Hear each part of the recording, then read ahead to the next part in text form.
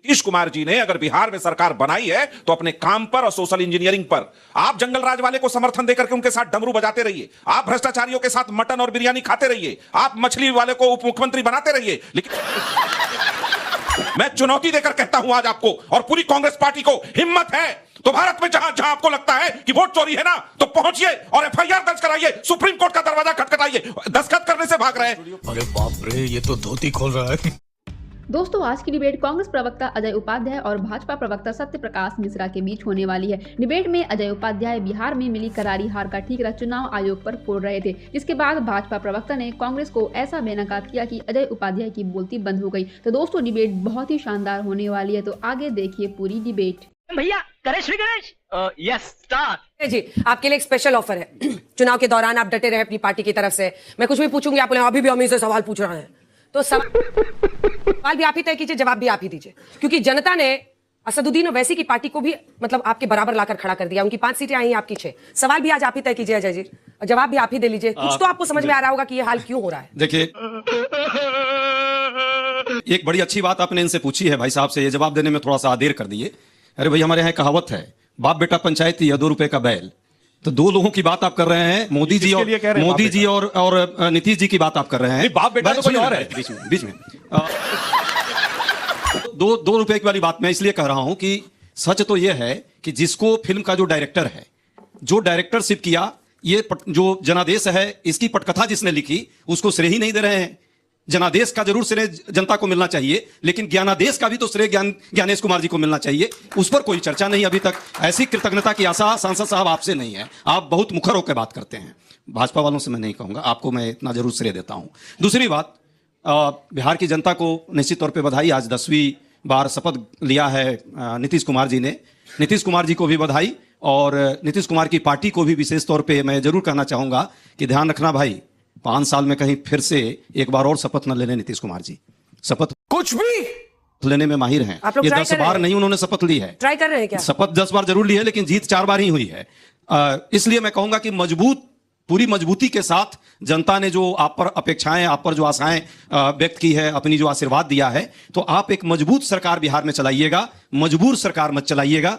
जिस तरह से नौजवानों पर पहले आपने लाठी डंडे बरसाए, चूंकि मजबूती बहुत हो गई है तो आपके लाठी में मजबूती ना आ जाए, और लाठी डंडे हमारे नौजवान छात्र पर जो जाकर के नौकरी मांगते हैं पटना के सड़कों पर, उन पे लाठी डंडे नहीं बरसे। एटलीस्ट आज मैं आपसे व्यक्तिगत तौर पर रिक्वेस्ट करता हूं। दूसरी बात, महिलाओं के बारे में बहुत प्रेम आपने दिखाया है, अच्छी बात है। महिलाओं का सशक्तिकरण हम सब चाहते हैं। एक महिला यदि उप मुख्यमंत्री बन जाती तो क्या चला जाता? उप मुख्यमंत्री आपको महिला एक बनाना चाहिए था बिहार में। अति पिछड़ों का आपने वोट यदि लिया तो अति पिछड़ों से एक मुख्यमंत्री होना चाहिए था, उप मुख्यमंत्री।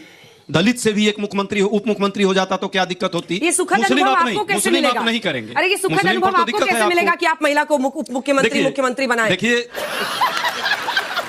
हाँ, गठबंधन 12,000 वोट से 2020 में चुनाव हम जीत रहे थे, मात्र 12,000 वोट का। एसआईआर ने आपको जिताया है और ज्ञानेश कुमार ने आपको जिताया। अजय उपाध्याय, अभी मजा आएगा ना भिड़ो जी। कांग्रेस में कब से हैं मुझे ठीक नहीं पता, लेकिन मुझे बिहार का इतिहास बहुत अच्छे से पता है। केंद्र में सरकार थी मनमोहन सिंह की 2010 में, और कांग्रेस को ऐसी पटकनी दी थी बिहार में, 3 सीटों पे समेट दिया था। 1 सीट बड़ी गलती से जीत गए थे कहलगांव वाले, तो उसमें जाना नहीं चाहते कि नीतीश कुमार जी ने अगर बिहार में सरकार बनाई है तो अपने काम पर और सोशल इंजीनियरिंग पर। आप जंगल राज वाले को समर्थन देकर के उनके साथ डमरू बजाते रहिए, आप भ्रष्टाचारियों के साथ मटन और बिरयानी खाते रहिए, आप मछली वाले को उप मुख्यमंत्री बनाते रहिए, लेकिन बिहार की जनता ने अगर जनादेश दे दिया तो आप पहुंच जाते हैं चुनाव आयोग। मतलब कुछ पता नहीं परीक्षा में कि प्रश्न पत्र से बाहर कह दिए, सिलेबस से बाहर प्रश्न आ गया तो कांग्रेस गई फेल।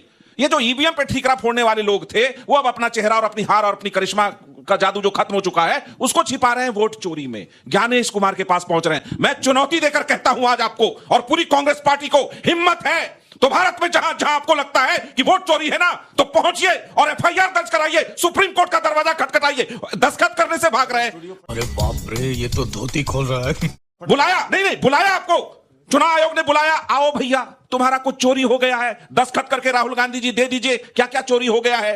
वहां दस्तखत करने से एक विपक्ष का नेता देश का घबरा रहा है और बाहर गाल बजा रहा है। तो वो 6 सीट इसलिए आया है, जनता ने आपको सिर्फ वहां नहीं नकारा है, जनता ने आपको कई प्रदेशों में समेट दिया है। कुछ तो शर्म करिए कि आप अब जनता के बीच साख खो चुके हैं, और जो वहां जमीन पर काम करने वाले लोग हैं, जो आर्थिक विकास कर रहे हैं, महिलाओं का सशक्तिकरण कर रहे हैं, वो सरकार बना रहे हैं। आपको महिलाओं की चिंता थी तो काहे नहीं पूरा महिला आरक्षण विधेयक पास कर दिए थे संसद में? काहे नहीं पास किए? तो वो किया नहीं। मोदी सरकार ने महिला आरक्षण विधेयक पास किया। 50% पंचायत में आरक्षण नीतीश कुमार जी ने दिया। महिलाओं को सरकारी नौकरी में 35% आरक्षण नीतीश कुमार जी ने दिया। उच्च शिक्षा में 33% आरक्षण दिया। तब जाकर के बिहार बदला है और बिहार का बजट आगे बढ़ा है। चलिए माइक आपको नहीं समझ में आएगा। देखिए, कोई भी चुनाव भरोसे का होता है, जनता चूज करती है। उसके पास 3 विकल्प थे इस बार, एक महागठबंधन था, एक एनडीए था, एक प्रशांत किशोर जो कि सबसे ज्यादा सीटों पर लड़ रहे थे। बाकी आप सारे ही अपने अपने गठबंधन के साथियों के साथ अलग अलग सीटों पर लड़ रहे थे। भरोसा किस पर किया? मोदी और नीतीश के चेहरे पर। कौन चूक गया? तेजस्वी यादव और राहुल गांधी। यह बड़ी तस्वीर क्या आपको समझ में आ रही है कि अगर 20 साल की एंटी इनकम्बेंसी के बाद भी उसी सत्ता पक्ष पर लोग भरोसा कर रहा है जिसने बहुत सारे वादे पूरे भी किए और बहुत सारे वादे पूरे नहीं भी किए, फिर भी उनके साथ जा रहा है। जलवा है हमारा।